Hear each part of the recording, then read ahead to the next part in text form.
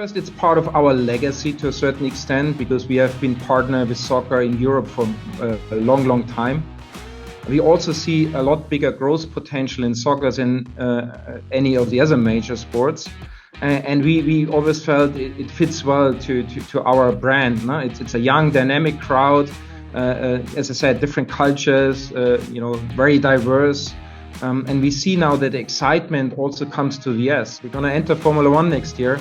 Yeah. We are the newbie basically on the block.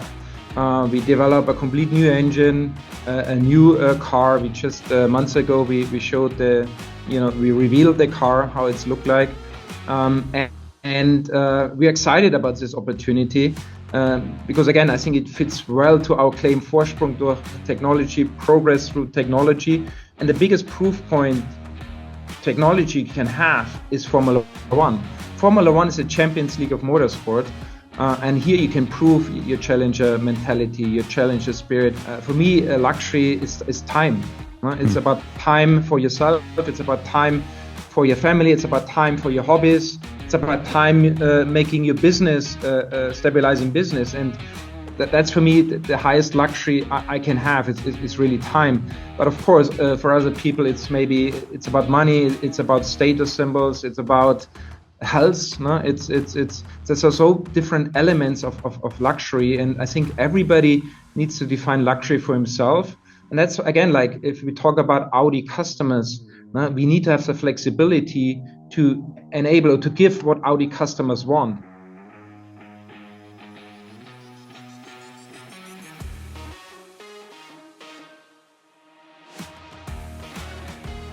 Hello, my name is Daniel Weissland.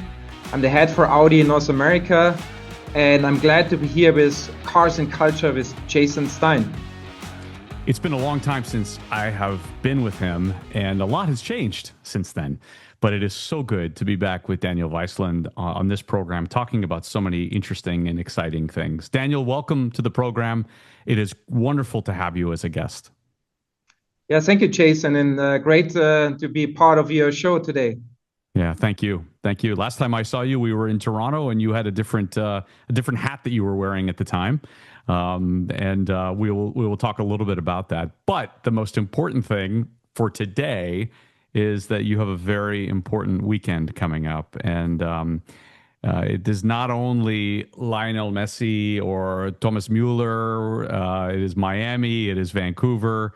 It is the Audi MLS Cup, which I think you have to be so excited about the fact that you have these awesome performers in front of you and that Audi is a part of all of it. Yeah, it's definitely exciting part of soccer here in the US or North America.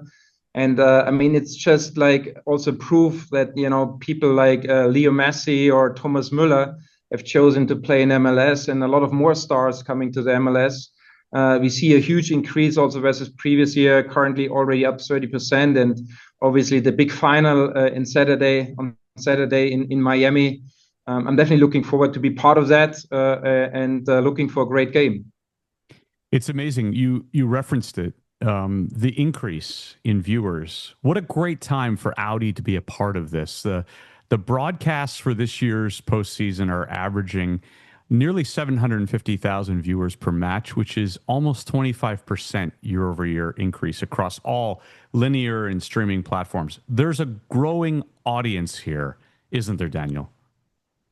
Yeah, I mean, soccer is the biggest sport in the world. No? With almost around about 4 billion fans globally, it's huge. No? And it's also the fastest growing major sport here in the US. And that's why we are, continue our partnership with MLS. We always have been part of the soccer world globally and for the last 10 years here in the US. And that's why it's so exciting to bring different communities together, different cultures, different people from different backgrounds. And, again, it's great to be part of that and help the soccer to bring it to the next level here in the US. Why soccer? Many luxury brands bet on more traditional American sports. Why did Audi see soccer as the right cultural platform?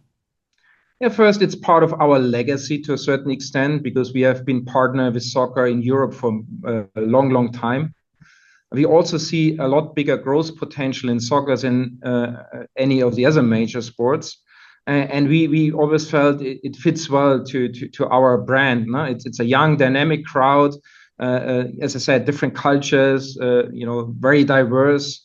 And we see now that the excitement also comes to the US, especially if you go to Miami on Saturday, you will see it's not just the stadium. Everything around the stadium will be packed. People will run around with a pink jersey with a number 10 on the back. Or some with a blue one from Vancouver. It's going to be, insane how many people are going to be on streets and celebrating soccer. And that's something where we, obviously excited about. And, going next year to the World Cup, not going too far, we'll probably see that almost every day here in America with, I would call it a Super Bowl event on a daily basis for more than 6 weeks in America. And that's exciting, isn't it? It is, yeah, and we'll talk a little bit about the impact of the World Cup. But you hit on it exactly. It is, for most North American listeners to the program, it is the equivalent of having a Super Bowl on a daily basis. I had the good fortune of being in Germany when the World Cup was there, and it changes your whole perspective on what the world looks like. That was 2006, I believe, and it just the action packed scenario, the energy. For you, the audience is younger, they're more diverse, they're probably more digitally native. Is that right? Yeah, like I see it already with my kids. No, they're obviously more digital natives than I am, and that's coming with a younger crowd, diverse crowd. We have, a lot of different backgrounds. Of course, a lot of Hispanics, African Americans, a lot of Europeans, even Asians. So it's I would say a melting pot of different fan bases coming together and having a party on a daily basis. Now next year when the World Cup comes, or now with the MLS Cup, is great. And that's again a reason why we are part of the soccer world. We believe in soccer and we believe in the success of soccer going forward. How do you turn those viewers into long-term Audi loyalists? First, you create fans, and fans have kind of an aspiration. And even though some of our fans maybe not are at a stage yet where they can afford an Audi, their aspiration is one day to drive an Audi. No? And even if we look at the household income, we see the majority of our fan base has more than $100,000 household income already. And as we grow our fan base, we also potentially grow our customer base. And it's not just about selling Audi. It's also being, you need to have a fan base to have a strong brand. And that's what we try to achieve with our soccer investment. And the fan experience, you just mentioned it a moment ago. What you're doing inside MLS stadiums, what you're doing in the flow of the match day, it feels uniquely Audi to some extent, doesn't it? Yeah, I mean, we wanted to turn, like on Saturday, we want to turn this whole stadium, not just the stadium, the whole city into four rings, basically, and make sure that everybody who is a soccer fan is somehow also touched with the four rings, or at least create some awareness and education about what Audi is all about. And we see a lot of excitement with the players also, now that they like to drive our cars. And so we see also with a lot of fans. So again, it's a big Audi party, which is called MLS Cup on Saturday. There's a bit of a co-creation there, right? You mentioned the players being involved, clubs. It's helped shape the partnership. I know that's all part of the storytelling component to soccer culture. And soccer culture means supporter groups, it means rituals, it means community. And I'm guessing Audi's looking to tap into that emotion authentically, because so many partnerships are perhaps not as authentic. Yeah, exactly as you mentioned. I mean, it needs to fit to the brand. It needs to be authentic. There needs to be a fit in our values, what we believe.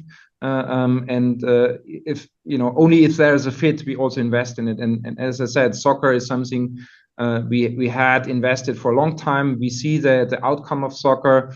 It's a perfect fit in our opinion, because it's about performance. It's about bringing communities together. It's also about innovation on the pitch to a certain extent. If you see how the soccer sport has evolved over the last 10 years now, I mean, how the players of today play versus the players maybe 20, 30 years ago, it has changed completely. No? And that's something where Audi is believing in, and that's why we are so much invested into the soccer sport.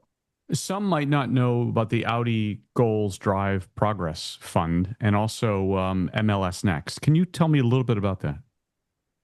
Yeah, also here, like we try to help young talents to come into the sport who have a talent but maybe can't afford really to go to the next level. So that's something which we helped with a progress program. We also obviously try to help the fan base or the base of the members of the different clubs, to be also with cars, with mobility, basically giving them cars to drive. And so we try to be part of their development, no matter if it's a young player, no matter if it's a club, no matter if it's a league. We try to be part of this development going forward and see what we can do, how we can contribute to bring it to the next level. And MLS commissioner back in October, Don Garber, said that you're a true partner in building MLS, that you believe in performance, innovation, creating meaningful impact in communities, which you just said, values that MLS also shares. And I'm guessing that that's what led to this multi-year extension. And the agreement is, of course, not only MLS's official automotive partner, but title sponsor of the playoffs, presenting sponsor of the MLS Golden Boot, MLS Cup MVP, MLS Cup. You've got the whole thing covered. Yeah, and there are a lot more ideas also on the table, but sometimes you also have to say no. Sometimes you have to test new things and see if they work, and sometimes maybe readjust. So we're in constant dialogue with our partners, no matter if it's Don Garber and the MLS, no matter if it's the individual clubs, to see what we can do better, what can we contribute to the sport of soccer, to the communities, to the clubs. And it's a constant dialogue. Nobody is perfect, and there are always things which are changing. And that's why we need to have also some flexibility and the exchange with our partners to see what we can do better, what we can do more, and what works and what maybe sometimes does not work. Yeah, some might not know the league is closing. It's closing its 30th season, unbelievably. Yeah. And then we talk about the major milestones, major international milestone, the FIFA World Cup next year. I know you're not the lead sponsor of the World Cup in America. However, you can piggyback on that success, correct? Yes, look, as official partner of the MLS, as a long-time sponsor of soccer in the world, not just here in the US, especially also in Europe, a lot of clubs, we somehow also indirectly involved. And we hope that the World Cup is going to be a huge success story here in the US and North America, also Canada, Mexico, for that sake, because it will help us to bring this sport to the next level. Or it's a huge opportunity, let's put it this way. And that's why we are so much interested in knowing that we are not an official sponsor of the World Cup, but we know that, again, like for 6 weeks, every day there is kind of a Super Bowl event, a huge party in different cities. And that makes it so exciting. And also, if you look at facts and figures, people always ask me, why don't you go into American football? And the Super Bowl had 127 million viewers last year. The World Cup final had 1.5 billion viewers. No? So, and that just shows you the difference, the multitude of what soccer can do. And we hope that the World Cup next year here in the US will have a huge impact on the fan base, on the sport of soccer, and definitely will help us to bring soccer to the next level. And that's why we're interested in knowing that we're not a sponsor of the World Cup itself. You have such a fascinating global background. I want to talk about that for a few minutes. From Canada to Europe to the US now. How have those experiences shaped the way that you're leading Audi of America? For me, I always say also when people ask me, what is home for you? I say, I'm a global citizen. And for me, it's like home is where I am. So right now I'm based in the US, in Virginia. That's my home. That's where my family is, even though my older son is still in Canada. He never came to the US because he wanted to finish school or his university there. And that's what I always like. I'm home where I am, and I make myself feel home with a social, community I built myself. And therefore, yes, I have a German passport, but other than that, I consider myself a global citizen. And with all the different experience I had in different parts of the world, be it Middle East, be it Asia, be it Europe, be it Canada, yes, it helps me to understand different cultures. It helps me to understand different views on things. and ultimately being part of a community to understand the big picture of the world. And that's where I also probably put myself into my leadership, to have different angles, different opinions, different views, depending where you're from or what your interests are. And I think that helps me in leading the company. Well, some people probably don't know. I mean, you were an intern nearly 30 years ago in Auburn Hills, Michigan. I Yes, mean, that's true. this was the stepping stone for you, right? You started at Volkswagen Group South Africa as an intern, and then you went to Auburn Hills. I mean, you were American before you were American. Yeah, it's actually a very interesting story. It was 1998. I remember well. In February, I started as an intern in Auburn Hills, Detroit, Michigan. At the time, I was the one single intern in the product marketing department. And when I came back in 2019 as the president for Audi of America, I said, this is my comeback story. So I started 98 as an intern, and I came back 2019 as a president. And it's a very interesting story for interns, for graduates, for people who are just starting with a company, because I think the Audi world has so many opportunities, of Volkswagen Group, if you include other brands, to develop yourself in different countries, in different positions.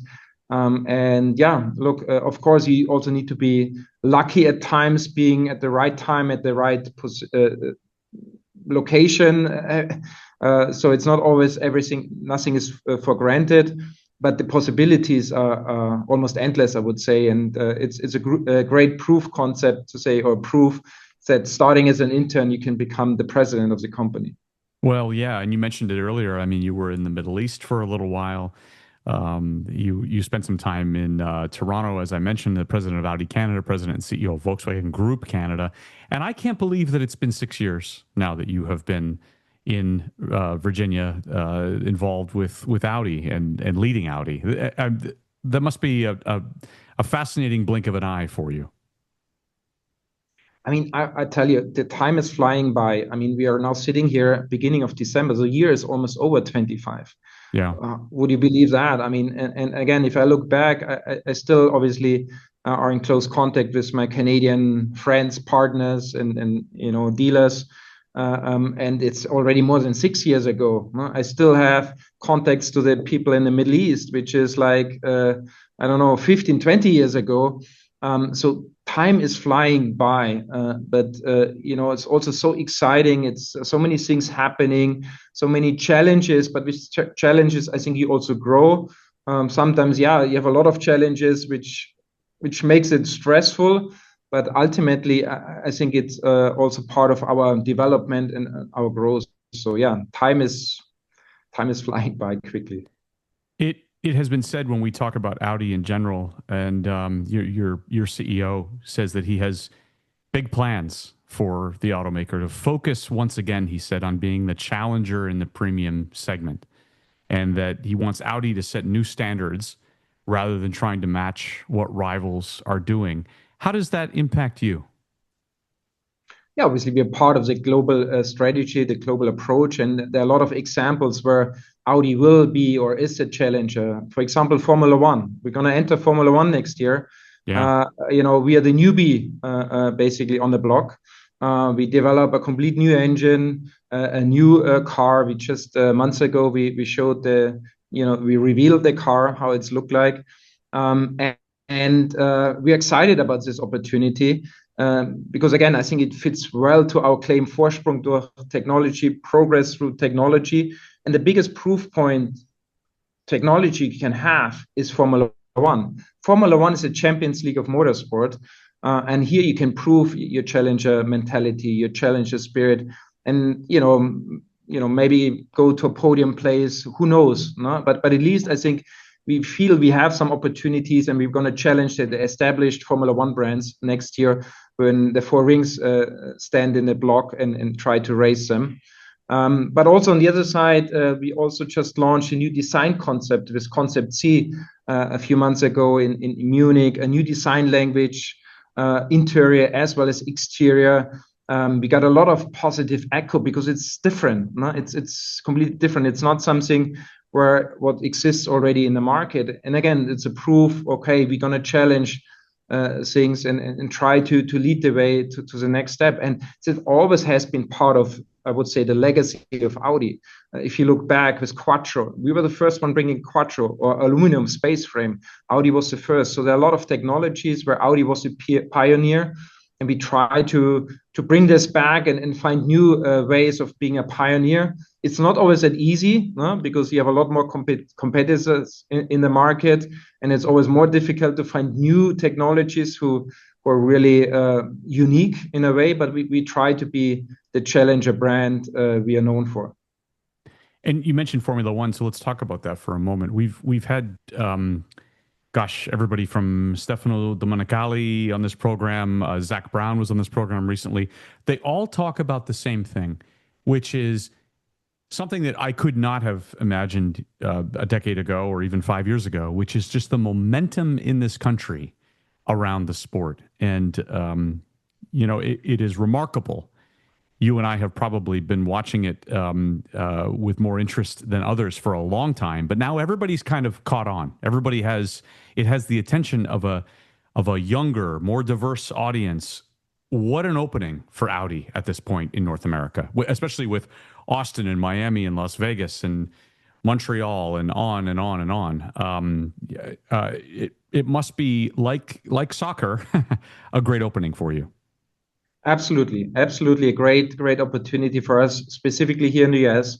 It's again a fast growing sport. No, I think the Netflix series a few years ago made it possible. A huge fan base, also very interesting. A huge female fan base. No? Yes. So yes. I met a lot of people, also women, and said like, "Yeah, I'm full of Formula One." I said, "Really? Yes, I watched the Netflix series, and since I'm caught up in Formula One. So every other weekend, I sit in front of the TV with my husband, or sometimes without my husband, and watch Formula One." And for me, that was very interesting. It's like, hey, wow. So actually, after I had some conversations with some people, I watched Netflix series because I was a Formula One fan before that. When I remember Michael Schumacher was driving Formula One, the famous German one. That when I got caught into Formula One, but now people here in America got caught into Formula One because of the Netflix series. And we see the growth in sport. We see the evaluation of the teams.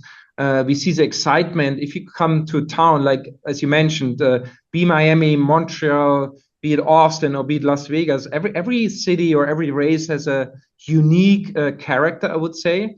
But it's not just the race itself. The whole week is Formula One.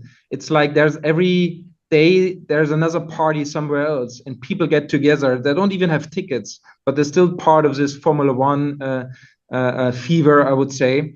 And then now being part of the race itself, where the four rings are on the starting grid, and when the lights come from red to green, and we basically race for success and race for the podium, race for victory, I think that makes it even more exciting and more opportunities for us to engage fans, engage customers, engage dealer partners, and just again help to bring the sport also to the next level and help our brand to shine also in the motorsport world of Formula One. So you will do what Cadillac is going to do. You will do what some others are doing, which is leverage here in North America that opportunity. Yeah, we're definitely going to leverage the opportunity with those races. We do it the Audi way. So we definitely want to challenge it in a different way, not like other brands do it.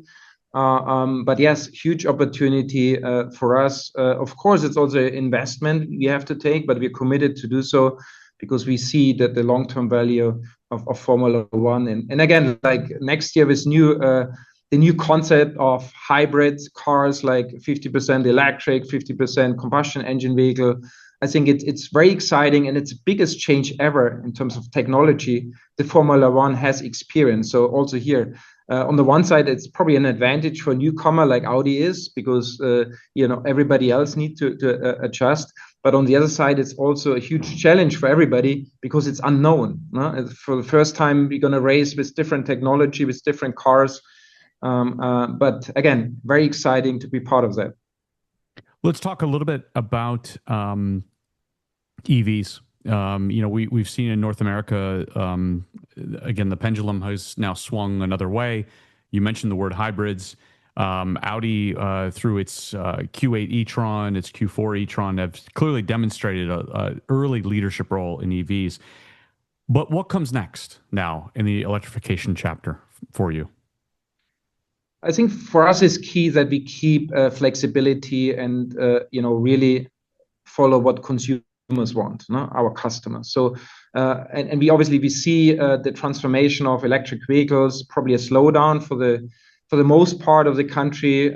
Let it be because of infrastructure, let it be because of certain incentive schemes like IRA are not there anymore, let it be because of the pricing. EVs are still more expensive than combustion engine vehicles, but we still believe our future is electric on a long term. No? The question is just when and how quickly it's going to happen. And it's probably going to happen quicker, the tipping point in California, than it probably will happen in Nebraska or somewhere else. So, and that's where, again, like being here in the US, we need to have the flexibility to have either combustion engine vehicles in all the different segments, at the same time having an EV offer in all the major segments, and maybe have something in between, plug-in hybrids, which is kind of a bridging technology for most consumers, which maybe are not fully ready to go fully electric, but also want to not go back or stick with a combustion engine vehicle. So again, like we need to offer what our consumers, what the market demands, and keep the flexibility. And that's something we have. As I mentioned earlier, we're going to launch different cars in different segments with different drivetrains to exactly enable Audi to be there where the customer is in their own journey. Luxury, Daniel, how has the definition of luxury changed? Even just in the 6 years that you've been in the United States, how are you as consumers thinking of luxury these days? Yeah, I think luxury, I mean, everybody has his own definition of luxury. We talked about time earlier, how quickly time is passing by. For me, luxury is time. It's about time for yourself. It's about time for your family. It's about time for your hobbies. It's about time making your business, stabilizing business. And that's for me the highest luxury I can have. It's really time. But of course, for other people, it's about money. It's about status symbols. It's about health. No? There's so different elements of luxury, and I think everybody needs to define luxury for himself. And that's again, like if we talk about Audi customers, we need to have the flexibility to enable or to give what Audi customers want. And some customers want an RSQ8, like combustion engine vehicle with lots of horsepower and be fast as possible. Some other customers maybe want an electric vehicle because they want to be sustainable in a way. And that means luxury for them. So therefore, it's always difficult to define luxury as a one definition. I think it's really individually by different people. Everybody has his own kind of definition of luxury. And in some cases, luxury involves things such as connectivity or in-car software. And Audi has been at the forefront of so much of that. How does in-car software, connectivity, maybe even intelligence play in creating a better experience, a better consumer experience? What we see, every customer or every consumer wants to be connected almost 24/7. I mean, especially the younger generation. If I look at my boys, it's like they're constantly on their phone. Sometimes I even get annoyed. We're having dinner and they're having their phone next to them. It's like, and like they're eating and next to it they're watching, I don't know, Instagram or not sending emails. Emails is old fashioned. So I'm an old-fashioned guy in the family because I'm still sending emails. Right. And yes, and that's where what customers also expect being in an Audi. They want to be connected, and the car needs to be connected to their phone. The phone is kind of the ecosystem of consumers these days. And then we call it, the My Audi app. The My Audi app connects you with your car, connects you with your Audi dealer, connects you with your personalization you have and want to have, what you know about Audi. And that's important that we connect as many things as possible into this, call it My Audi app, because this is the heart of Audi, and that's where our Audi customers lives on a daily basis. And that becomes more and more important as we go forward. And that's where a lot of development goes into. I would even say cars of the future are more software than hardware. And we see it already today to a certain extent, but we will see it even more coming forward as that software is basically the key for our cars in the future. Design has always been such a key part of Audi's past as well. And I remember the first TTs that I saw on the street, as an example, or even some, an RS6 wagon, things of that nature, right? Audi design is bold, yet understated, and a brand signature. How do you influence Ingolstadt and tell designers that there's an American market out there that wants that bold yet understated design, and then how do they innovate while protecting the identity of Audi? Yeah, it's a very, very good question, and it's a challenge at times, no? Because American consumers usually want to have big, no? Big is beautiful, and big cup holders is always a big challenge we had with our engineers or designers in Ingolstadt, and usually the cup holders are too small because the Stanley Cup is too big. So it's like you're not going to change the Stanley Cup cups, so you have to change the cup holder. But also here, I think we are making a lot of progress and trying to find the right way that the car fits the American needs and requirements, but it's also a car which obviously works in Europe or in the Middle East or in Asia. We're not developing cars only for America. We develop cars for the world. And as I mentioned earlier, the concept C, like you mentioned, the TT, I think it's another unique design concept. And we will see the design language of the concept C come to serious cars in the next few years, interior as well as exterior. And I hope that customers like it. At least the feedback we got from the press and customers from the concept car is pretty amazing. And we continue to also evolve in our design language of our cars going forward. Is it your role to make sure that Audi is in more of the conversations than maybe it has been in the last few years? Yes. Look, everybody understands the importance of the American market globally. It's right. After China, the US is the biggest single market in the world. And if we look in the Audi world, we see there are still lots of opportunities for the Audi brand here in America to grow. And therefore, specifically on the, I would call it the bigger models, the influence we have here at Audi of America in the headquarters is a lot bigger. No? If we talk about a Q7, no? It's a big car. The need for a Q7 is much higher, or the demand in the US than it is, for example, in Germany or in Italy, very small roads, and you hardly find a parking lot in a parking garage. And that's why, depending on what model we're talking about, the influence of the American market is bigger. And especially with high volume, the impact is even bigger on the big cars. American culture. I mean, this program is called Cars and Culture. We focus just as much on the second part as we do on the first part. What is Audi's culture? Look, Audi's culture, first we have a very long history, no? I think Audi's always intention was to be the first one, to be a challenger, to be pioneer, to bring new innovations, no? Which is part of our claim, Vorsprung durch Technik, progress through technology. And I think that has shaped Audi over more than 100 years and will shape Audi going forward. And that's just something we have to remind ourselves. We want to, sometimes have an answer before the question is being asked, no? To be a step ahead, challenge the status quo, and be a pioneer in many aspects of relation to our car business, mobility business. Let's talk about some aspects of culture just in the final few minutes here that have affected you. So you have led the company through supply chain challenges, through electrification shifts, through changing customer expectations. What leadership lessons, what cultural lessons have stood out for you, Daniel, over these last few years? Yeah, first and foremost, as a leader, you always have to lead the way, even in difficult situations. And then I think important is that you focus on the things you can influence. There are certain things in life or in business you can't really influence, no? External factors. And instead of like wasting time to debate why is this and and rather focus on the things you can really change and influence. And I think that's important, and even specifically important in crisis situations, no? Because you can, instead of like complaining about why the world and everything is so bad, focus on the things you can change and influence, and try to do the best. And yes, certain things are outside of control, and nothing is perfect. But I think the attitude to really focus on the things you can change helps you to get through those crises.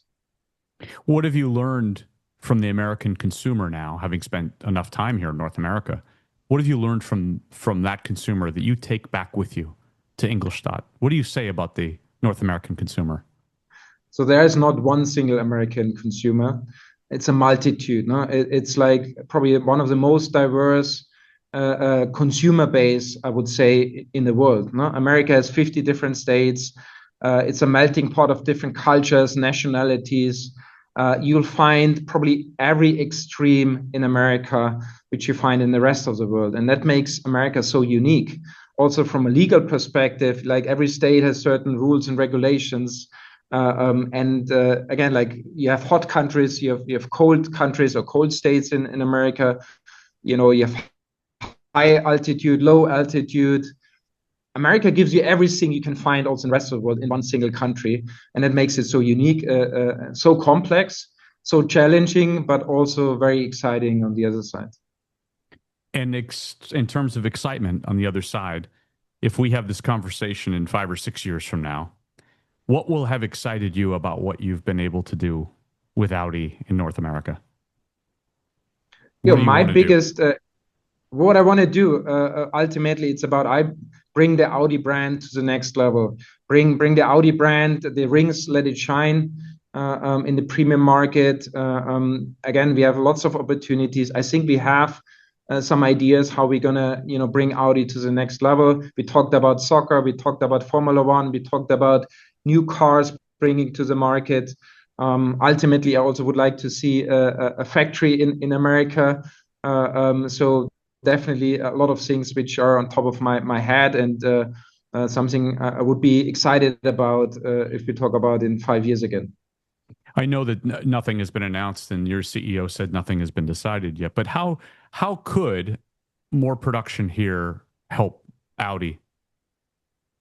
Look, I think also if you commit yourself to a market, if you want to be more resilient in a ever-changing global economy, I think you also need to think about, okay, what will help me to grow even further in America? And again, like there's nothing decided yet, but definitely something which is top of mind, something we are investigating and discussing. That's why I also mentioned it here. And that's why, again, like that would be something excited to talk about if we meet again in 5 years. Hopefully it doesn't take another 5 years, but definitely something I would be excited about. Yeah, we went through this whole conversation for 36 minutes and we didn't even mention the tariff word, and that's probably a pretty good thing. But I know that it probably weighs heavy on you, and I know that you have had to make a lot of adjustments. We've had other people on the program talk about making adjustments at all times. Has it made for an interesting year for you? I can imagine. Yeah, interesting, challenging, you name it. It's not just a tariff situation. It's like the whole geopolitical tensions around the world. And since as a global player, it all has somehow an impact on your supply chain and things you do in a market. And again, as I said earlier, you need to focus on the things you can change and influence. I can't change the tariffs. I'm not negotiating with administration about what tariffs are right or wrong. But I'm the one then basically try to make the best for Audi in the US, what helps us, what helps our customers, our consumers, and the business ultimately. And yes, it's definitely interesting. Yes, it's definitely challenging in times where the tariffs have been imposed, where exchange rate is US dollar is weakening, and a lot of other external factors which I can't really influence. Yeah, so we'll finish with soccer because that's what's in front of you immediately here.